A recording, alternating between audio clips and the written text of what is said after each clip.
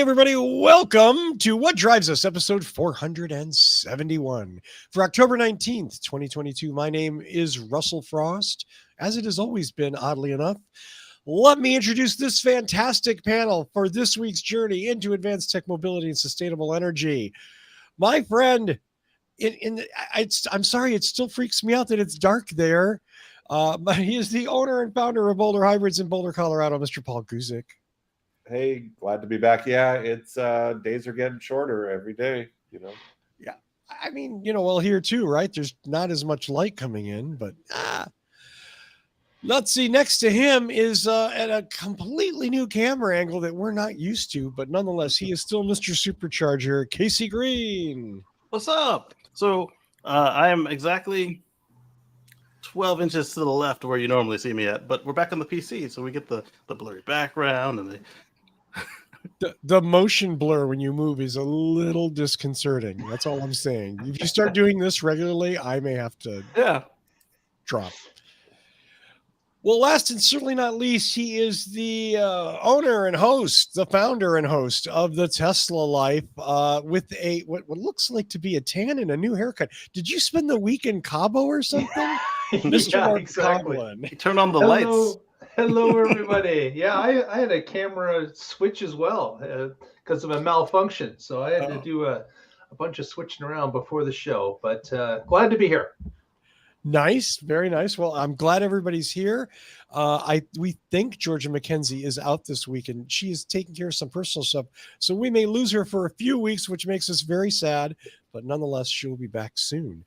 Let's start off the night with not one, but two stories from Kacey Green. Yes. Where'd my window go? I got it. It moved. All right. So we're going to share the screen here. Sharing the screen. Yeah.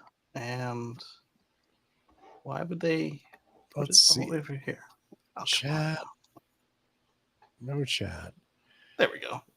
No, that's Tesla. See, I'm no help for Kacey, and he's got to engineer his own picture feed. Here's what I'm going to do. I'm going to duplicate the tab, which should move it to the top. Which makes I want to hit share again. It should be at the top. And it's not. Right. So here's what I'm going to do. I'm going to copy this, open a new window. Oh, no. Then it'll definitely be at the top because that's what worked for the Tesla Life show. Here we go. Share screen, edge tab. Are you serious? This is why this show is free, folks. That's all I'm going to say. Pretty much. Because, it's improv. We don't script it out. Oh, we obviously. could do an improv picture. So you could just we don't have a production team. No, you know what, Kacey, maybe we should come back to your stories. And that'll give you some time to check that out. How's that? We can do that. Is that okay? Oh, you know what? I can just share any old thing, and then be careful when I share any old thing. Whoa! And then, hey! and then from there, I can do switch tab because this is not that kind of show. Well, I can't do switch tab, but now that I've got a window, I can do this. All right, so I like to show you like really cheap, under $10,000 weird mobiles. This is one of them. It's the Blitty's 3-wheeled electric delivery van, and it's going to be in Africa, where it's needed. Africa, New Jersey? No, but I would drive one of those in a heartbeat because they're so cool. Yeah, I think it was in Africa. I think it was like Nigeria or something. Let me go back and look. Kenya, sorry. Kenya, yeah, Africa. And then, while we're talking about tuk-tuks, got another weird mobile to share with you guys. I had it centered on. I wonder if I can. No, I can't. I was going to say, I wonder if I can switch tab now. I had it centered on the picture I wanted to start with. Oh, well. So we'll just scroll down to it. And, man. Oh, my God. It looks like an ice cream tub, right? No. It's an ice cream shop. Also, the roof raises so yes, it's a you can transformer sell ice cream from inside of it. Yes. Wow. Exactly. That would probably sell a ton of ice cream because people would just be attracted to it because it's such a weird mobile. Yeah. And they're both I'm EVs. attracted to it. Exactly. And they're both EVs, so you don't got to worry about smoking up the place, and the last thing you want while you're trying to scoop ice cream is a generator going in the back. So why not? Yeah. I have to. Your regen going down the hill, you could use that to help run the refrigerator too. Yeah, you can buy them straight on WhatsApp. You can buy everything on WhatsApp. And then Fred had an interesting picture here. He's got himself sitting on top of it with it all folded up. Oh God! So how did they get that to Coney Island? It's pretty small. You ship it there, right? Yeah. You know what? I have to confess, as much grief as I've given three-wheeled vehicles, I have been thinking more and more in just the last week that the only thing that keeps me from an Arcimoto is the price. Yeah. Yes. If they could make that cheaper, it'd be perfect. If they could hit their original $11,000 MSRP, I would order one. Because go for a third of the price. It'd be a brilliant second vehicle, especially for me here, obviously. And like these tuk-tuks are 3 wheels, they're cool. There's a million things that we could do with these things that would get bigger, gross gas vehicles off. The only problem is someone looking at their phone driving that Escalade hits you, and then you're squashed like a bug. So you're absolutely right. It is irrefutable what you just said. That said, until we start pushing that Overton window back in the other direction, back into like sane vehicle sizing, how do we do it? So a friend of mine was in Atlanta in her Model 3, and she was in the HOV, and some dude decided he was going to signal without looking and jump into the HOV over the double line. You know how hard it is to get a Tesla up in the air. Her car in the video went like this and it came back down. Wow. She's like, all right, I don't know how long it's going to take to repair. And we were telling her, you're getting a new car, baby. Yeah. That's. It was extensive. I mean, again, Paul is right. The U.S. auto fleet has blown up in the last 10 years. It is just bloated and huge. Everything's way bigger than it used to be. And the majority of new vehicles are trucks. Yeah. And trucks. The majority of new electric vehicles are what? Effing SUVs. Trucks. Starting to be trucks. SUVs. They're at best they're crossovers. Mm-hmm. And medium to full size, not small crossovers. Yeah. So I don't know. I'm sorry. That's another rant for another day. But if you're going to drive a motorcycle, there's no difference really, right? If you can buy the 3-wheel one, or you can be on a motorcycle. Like with the configuration of a tuk-tuk, you need to be careful in turns. Unlike the Arcimoto or some other where they've got the single wheel in the back. Yeah, but the ice cream truck is not for the freeway. Let's be honest. That's true. Yeah. Hopefully we'll find the package a way. Delivery truck is probably local too. Hopefully we'll find a way to diversify our transportation fleet and make it safer, because it's not that these vehicles themselves are inherently unsafe. It's the disparity in size and the nut behind the wheel. And I can't tell you how many people can't drive the enormous SUVs and trucks that they own. I mean, I live in an area that is heavily with retired people. See my gray hair? Most of them are older than me. And they're still driving these huge trucks and Escalades and Denali's, and they can't park them. They can't stay in a lane. They can't make a turn from their lane. I mean, when they had a Civic, it was no big deal. They bounce right off you. Anyway. But now the Civic is huge. So what we need is robots. I mean, because we're not going to get people into public transportation. We're not going to get them to give up their car.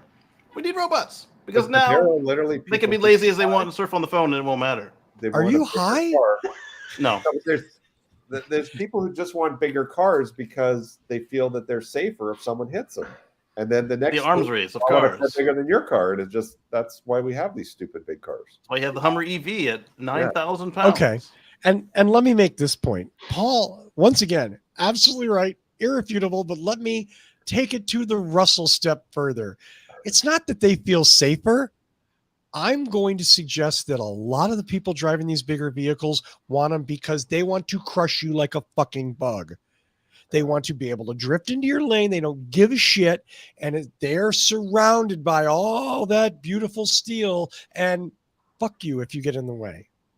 I spend 40 hours a week on the roads here, and I see it over and over again. People they don't signal, they don't look. And I get that when that happens in a Honda Civic, whatever, who cares, or in a Kia Rio, but when it's in an F-250 or when it's in an Escalade, or any bro truck, like they pull up on me like it's gonna do something. I'm like, you weigh less than me. a Porsche Macan, BMW X5, the list goes on and on. Yeah, there was an Audi the other day, yesterday actually. He tried to pass me on the right, past a speed sign, and then all of a sudden I was doing the new speed limit, and he thought I was just being a jerk, trying to prevent him from passing on the right. And if he had never tried it, the car would have never passed the sign, and it would have never sped up on him. We're in a bad place. We are, and I don't know how we get out of it. Move. But we can't move everybody. Canadian pragmatism. Thank you, Mark. I've seen the crash cams. They include the Canadian Eclipse. You guys are just as bad as we are. There's just less of them up here. Trust me. There's less of them the less up of you. here. I'll give you that. It's just too damn cold. I love Canada. Yes. It's just too damn cold. Okay.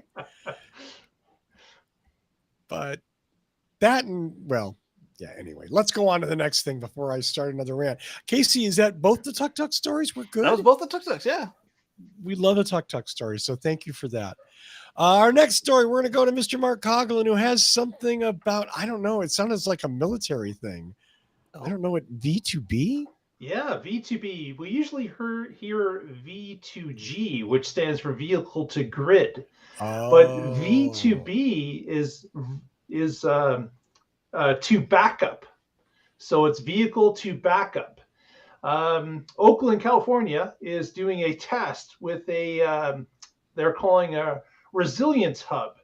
So they're taking their bus fleet that is both some electric and some hydrogen, and they're using a V2B setup where these buses can be rolled out to emergency situations. So if there's a fire somewhere and the residents have to be, housed for a short amount of time, they can roll this bus out, which will have power for heat or air conditioning, and it will also have the ability to power people's smartphones and such, and they can come onto the site of where the fire is, put the people in the bus, keep them safe, keep them happy, and it will allow them to do some charging and contact relatives or whatever they would like to do in that setting. So this is a pilot that they're running. Obviously, they don't have all electric and hydrogen buses, but the bus itself, if it's electric, it's got about 6 hours of running time with full heat or air conditioning, and of course charging abilities. And if it's a hydrogen bus, it's got 11 hours of standby time. So this is kind of an interesting, because even here in my neck of the woods, buses do that type of duty anyways, but typically they're diesel buses that just idle wherever they are. The other bonus of this is as they add more to their fleet, they're going to have the utility of being able to plug these buses in where they charge at night and support the grid. So they'll be able to set a minimum charge that they would like the vehicle to be at in the morning. And with a number of buses, they can add a lot of storage capability to the local grid that they're connected to. And the grid could take from those buses in emergency situations, or have the ability to have extra electricity as opposed to firing up a peaker plant or something along that line. Again, and another emergency system that these buses can perform for the county or the municipality that they're in. So this is kind of a unique idea that's building across the idea that all these vehicles are really large batteries, and you can use that battery in different ways as opposed to just traveling with it on your bus route. When the vehicle is not doing anything, it can be plugged into the grid or used as a vehicle to backup as well, where it could go out on site and help some residents that need shelter. I forgot how much vampire drain there is on a city bus. Man, 6 hours and 11 hours on a vehicle with 200 kilowatt hours or a full tank of hydrogen. Yeah, it's obviously the when you're using a Tesla, I know that and a Bolt or whatever, like the standby in those vehicles can be days, like a few days, having it only for while 6 running hours. the air. But then again, it's a much larger space, and it's pumping out air conditioning or heating as well. And they're probably choosing the worst case scenario as well as to whether it's real hot or real cold. There's also the for their primary function, they have a lot of displays, signage, cameras, and sensors. I was watching a video a couple of years ago about they were switching over to a couple hybrid buses. And even the gas buses needed to be plugged in when they were at the depot, because if you left them alone for more than an hour, like a lunch break, they would drain the battery enough that you couldn't turn it over. Yeah. I think so. Go ahead, Russell. No, well, I again, random sort of comment, but the wonderful thing about electric vehicles, and I was having this discussion with my wife about, all these electric cars are going to put us straight in the grid, yada yada, and maybe yes, maybe no. I think a lot of that's overplayed. But my point here is that what they offer us that gas cars don't is this type of thing where we can use them to back up, to store electricity, to use at other times when the vehicles aren't being used, to diversify our grid. I mean, you can't do. Nobody uses their F-150 as a generator, as far as I know. The hybrid and Lightning, they do. No, not me, right, but not the gas car. Not the gas one. Right. Yeah. Ain't nobody running that 12-volt thing out of there at 1.5 amps or whatever. And you think about the larger municipalities that, even our municipality has a new facility that houses 200 buses at a time. And it's like, that is a lot of vehicles that if they were all electric, like that's a ton of batteries. That could be part of the grid when it's required. That's 40,000 kilowatt hours if they were all 200 kilowatt hour packs. That is a lot of power to be housed in rolling stock. 40 megawatt hours. Yeah, so it's plus whatever actually megawatts of just instant power they can do, because they got to accelerate some things. So that's that's a plus. Now, granted, it's not going to be used all the time. This is an emergency situation. Typically, power demands drop the later you go into the night. And, in the early morning hours, it's even less. So this would be a situation where, there's some sort of a problem that power is required, which I'm sure happens. But, it's probably not a regular thing. But again, the bus is just sitting there anyways. Why not have it hooked to the grid? And if there is a situation that can be used, it's ready to be used. And like Russell said, you can't do that with a diesel. So you get that extra utility out of it for no extra cost. It's the same concept that New York does with their garbage trucks. They give them multi-purposes, and during an emergency, they're the snowplows. No, I'm sorry, Kacey. Go ahead. I was just saying. No, I mean, again, more electric vehicles certainly adds challenges, and we need to change and update infrastructure and add infrastructure. But again, it also offers us benefits that we haven't even thought about yet, that we don't really fully appreciate. That sounds kind of cheerleady and fanboyish. Then that's fine. I'm good with that. That's all I got on that. Let's go to Paul, who has Paul, I want to cry. I don't even know what to say. Let's go to Paul with the next story. Yeah, so it's a happy, sad story. So, Giant Sea Freighter comes up with a wind propulsion system to basically augment their regular diesel engines or whatever they're running. Fuel oil. Giant ass sail type device in the front of the freighter that's actually 45 meters tall. No, 53 meters. So that's 150 feet tall, 15 meters wide. So that's like 45 feet wide.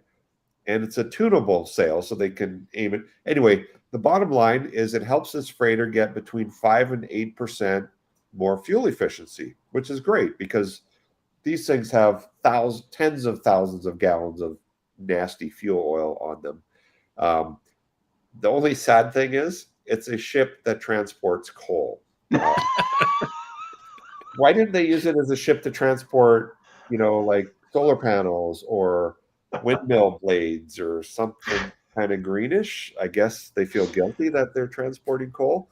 But the nice thing about this story is maybe other ships will put this kind of technology on, and all ships will use it, and that would be a good thing. So, it's like all those coal mines that put up solar panels to save electricity. Yeah. Well, they have another ship in the fleet they could use, Paul, but that one transports oil. Yeah.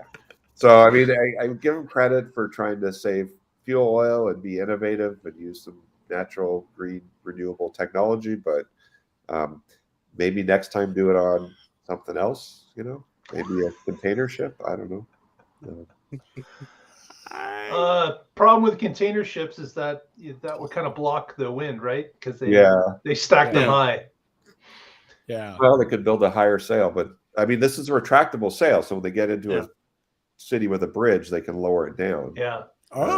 They have talked about steerable robot kites on the container ships. If you say robot one more time, I'm taking you outside. Okay. I've got a robot in my backyard that holds a solar panel for me. Thank you, Kacey Green. And Kacey leaves. So, basically they have this big kite, and then it's on a lead, and it's steered by electronics and a computer, and drones that position. Yes, and it aids it saves on the amount of fuel oil and emissions that they deal with. I thought you were going to say it was steered by a small 5-year-old boy.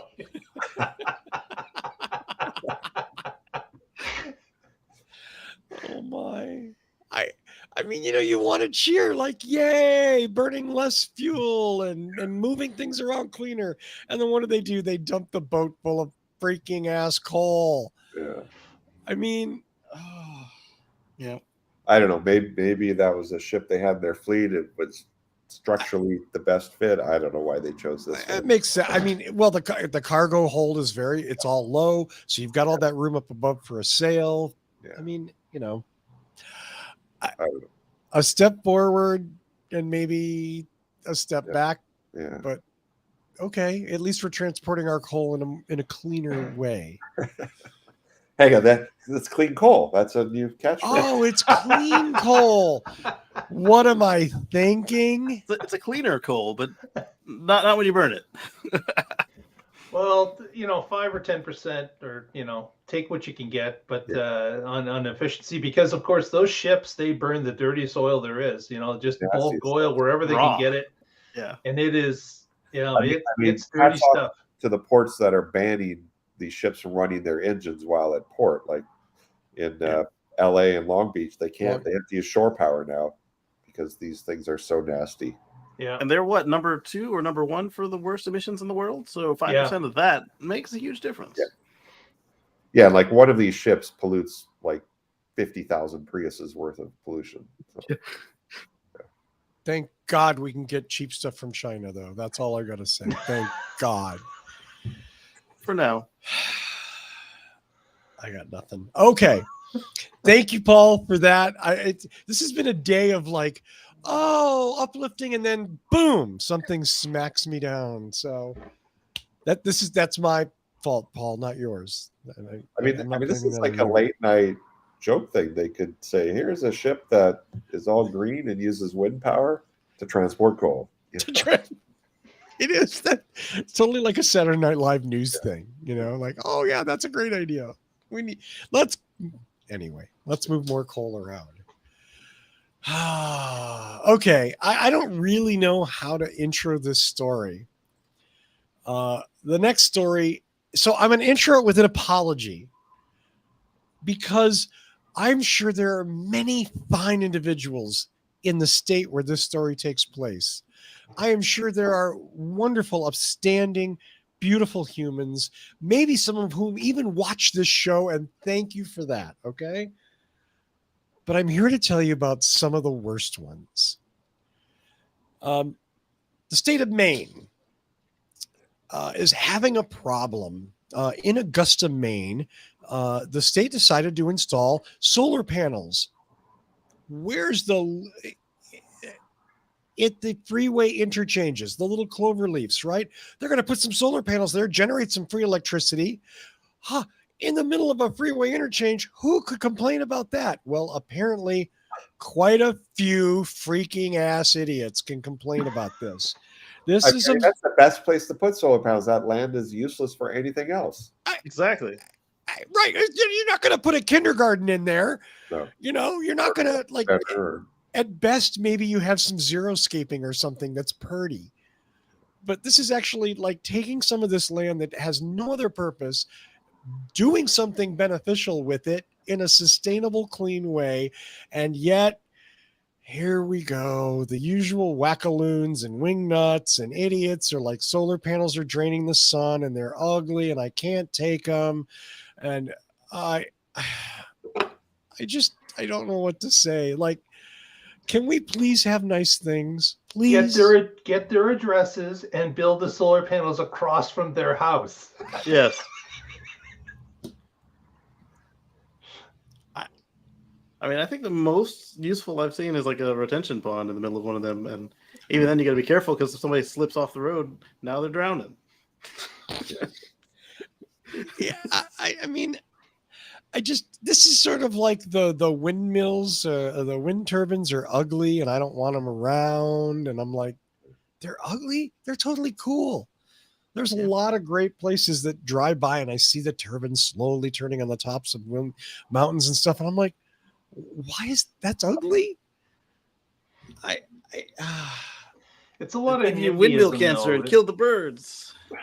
Everybody has a NIMBY problem, right? Like, but I'd rather be a NIMBY. I don't put that freaking New Jersey oil refinery behind my house. I'll take a windmill. Well, it's certainly a different level of NIMBYism there, isn't there? But it's people not wanting change. That's all it is. It's just people that are stuck. They don't want to see something different.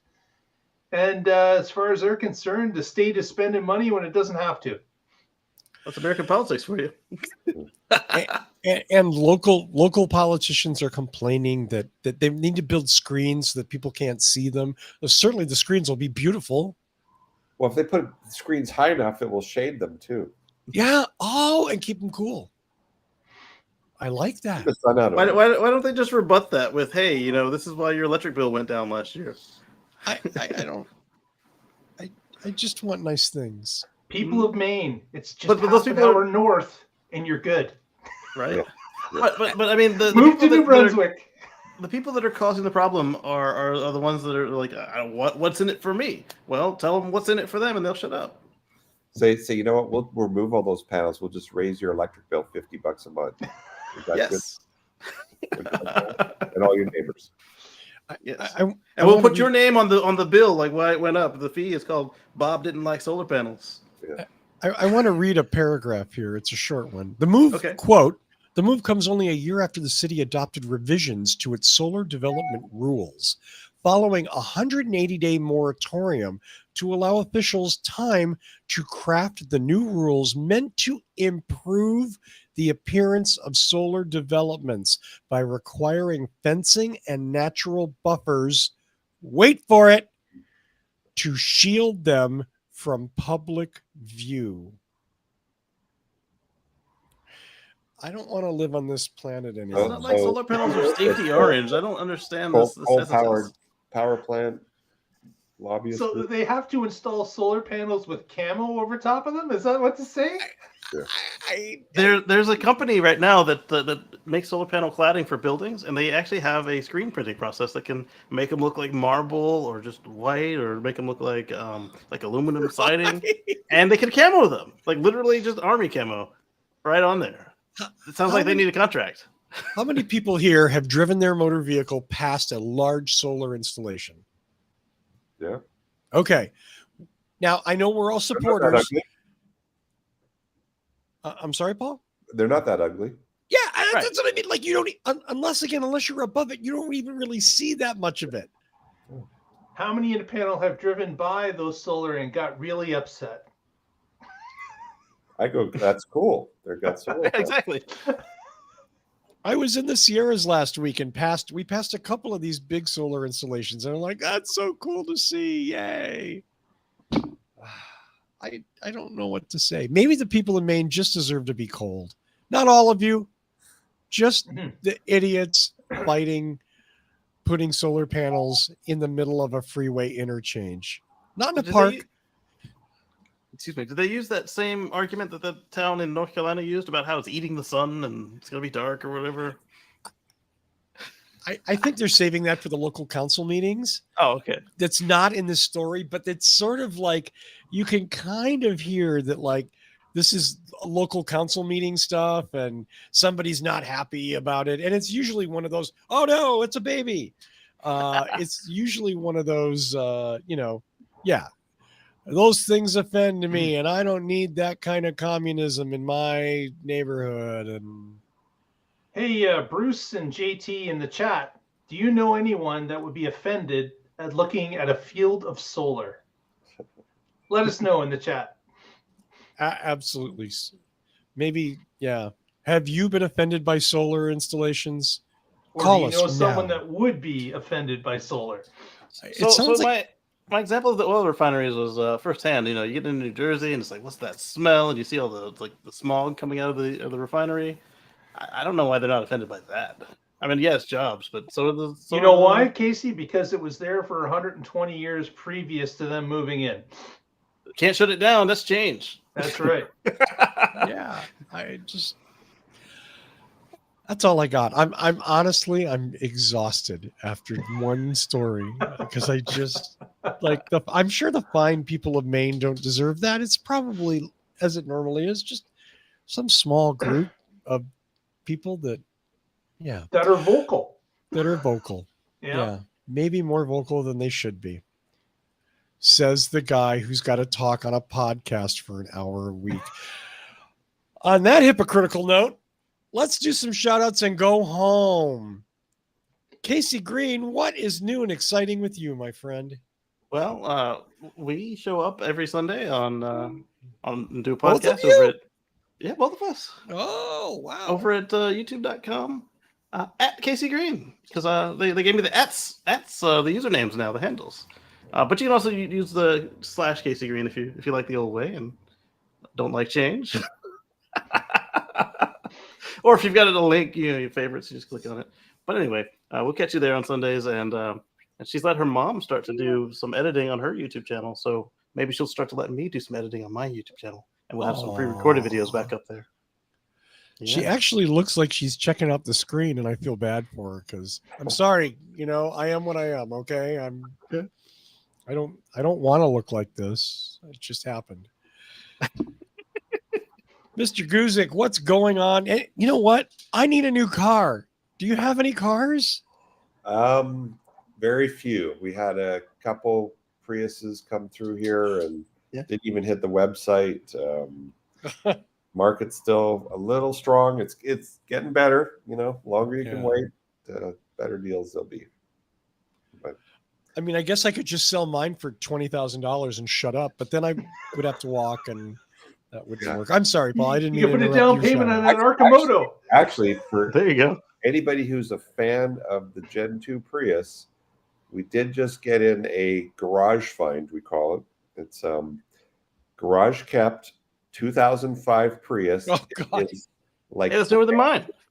It's got 31,000 miles on it, and it is super nice. I mean, it's the nicest Prius I've seen in about 10 years, and Grandpa couldn't drive it, left it in the garage for literally 5 years, didn't do anything. We went and saved it. We put a brand new hybrid battery because the hybrid battery kind of died just from sitting. Gave it a cleanup, but I mean, it's so nice. It's basically like it left the showroom in 2005. Wow. But of course, it's priced high because Priuses are priced high. Yeah. I think I was looking at a used Prime here. Oh, God. 2017, they wanted more $30,000 for it. Yeah, it's cuckoo. $30,000. They're cheaper new. If you can get one. I don't know. Okay. Last and certainly not least on the shout outs for this week, Mr. Mark Coughlin. JT's wanting you to take his imaginary money, Paul. I can sell you an imaginary car for that imaginary car. That sounds like a very fair deal.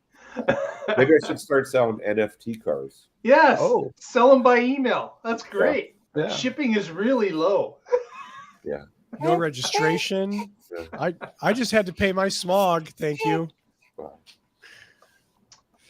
Wow. Well, with that said, if you're still watching the video, please give us a thumbs up at this point. Press that subscribe if you haven't already. That helps us out, and we would really appreciate it.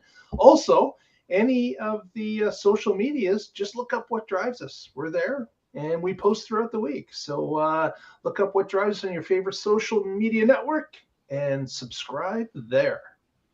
Back to you, Russell.